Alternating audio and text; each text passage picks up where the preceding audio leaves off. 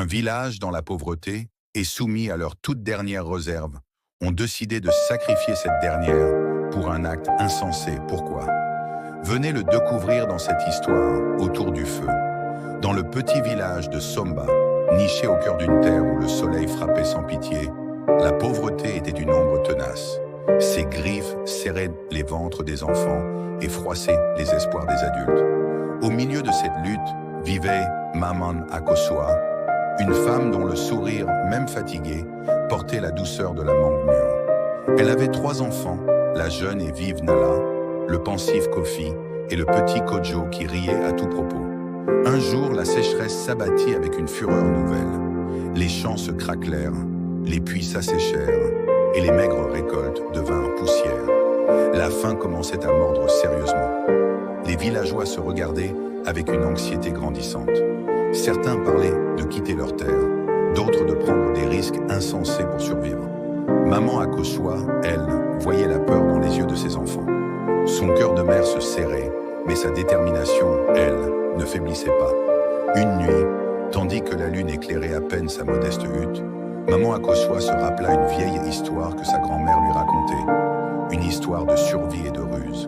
Au lieu de céder au désespoir, une idée simple, presque folle, commença à germer dans son esprit. Le lendemain, sous le regard curieux des villageois, Maman Akosua rassembla ses enfants.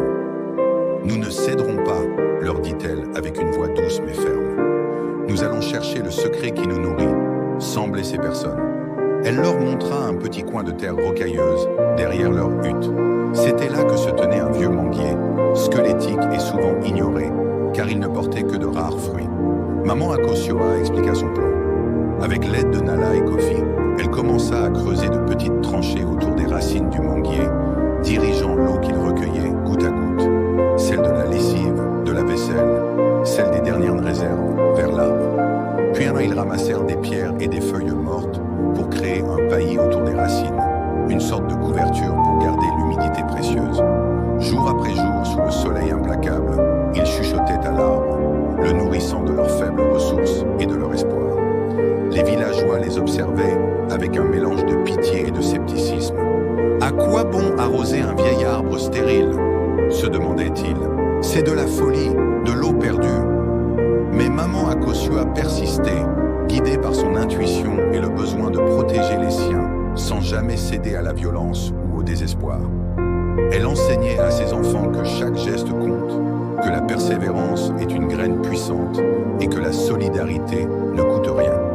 Elle leur montra comment fabriquer de petites nasses avec des fibres de palme pour attraper les quelques petits poissons qui restaient dans les mares asséchées.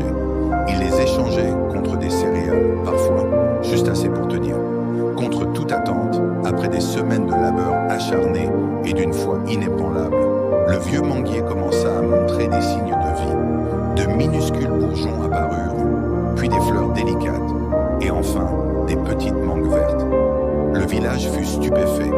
Alors que d'autres continuaient de lutter avec des méthodes désespérées, la famille de Maman Akosua, bien que toujours pauvre, ne mourait pas de faim.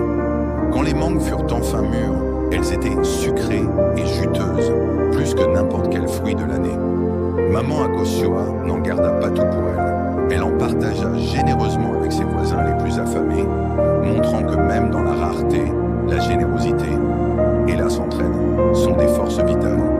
Le manguier devint le symbole de Somba, un rappel silencieux que la survie ne nécessite pas d'action extrême ou nuisible. Elle exige de la sagesse, de la persévérance, de la créativité et la reconnaissance que la vraie richesse réside dans les liens humains et le respect de la vie. Les villageois apprirent de Maman Akosua que même la plus petite des ressources, nourrie avec soin et intention, peut porter des fruits inattendus et que la dignité humaine n'est jamais à sacrifier, même face à la faim. J'espère que cette histoire vous a plu. Si c'est le cas, n'hésitez pas à vous abonner.